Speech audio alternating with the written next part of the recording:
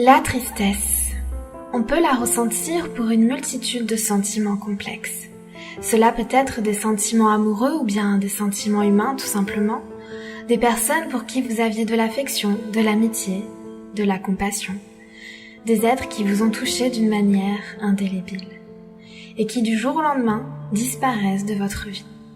La tristesse peut aussi engendrer des regrets, les regrets d'avoir loupé une partie de sa vie, du moins d'en avoir le sentiment, le regret d'avoir laissé filer le temps, le regret d'avoir laissé de côté ces gens, cette famille dont on perçoit aujourd'hui seulement, amèrement, tout le bien qu'elle aurait pu nous procurer. Ces relations gâchées, ce temps piétiné, ces opportunités manquées. La tristesse, c'est finalement ce sentiment de nostalgie qui nous fait voir ce passé révolu ou ce futur incertain sur lesquels on rêverait d'avoir la main, afin d'en changer les tenants et aboutissants.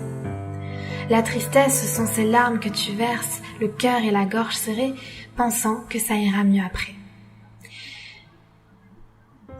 Mais finalement, peu importe les raisons de ta tristesse, elles sont toutes dues à la même chose, une focalisation sur ce qui ne va pas.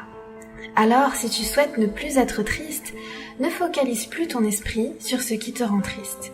Ça peut paraître bateau dit comme ça, mais si tu savais comme la vie est simple quand on arrête de se la compliquer.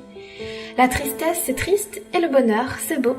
Si tu veux de la beauté dans ta vie, cesse de l'inonder de tristesse. Tu ne pourras pas revenir dans le passé, à moins d'y aller par le biais de tes pensées et de tes souvenirs. Mais ce chemin est tumultueux et très douloureux. Tu te tortures l'esprit et tu t'empêches d'avancer en faisant cela. Tant que tu n'accepteras pas ce qui ne peut être changé, alors tu souffriras. Un soir, une personne m'a dit une parole qui a directement fait écho en moi.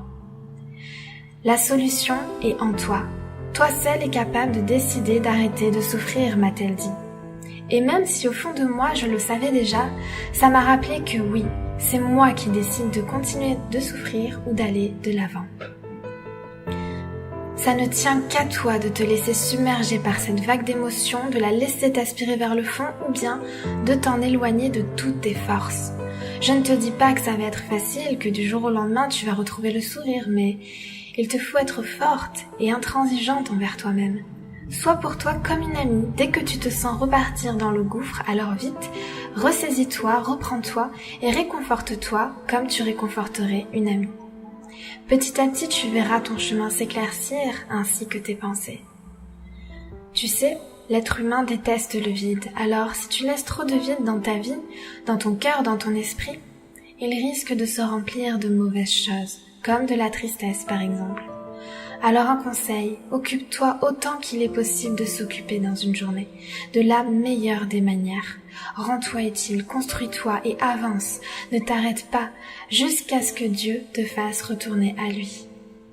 Et tu verras que ton cœur bientôt sera rempli de joie car tu ne peux plus être triste quand Dieu a mis tout son amour en toi. Et Dieu sait mieux.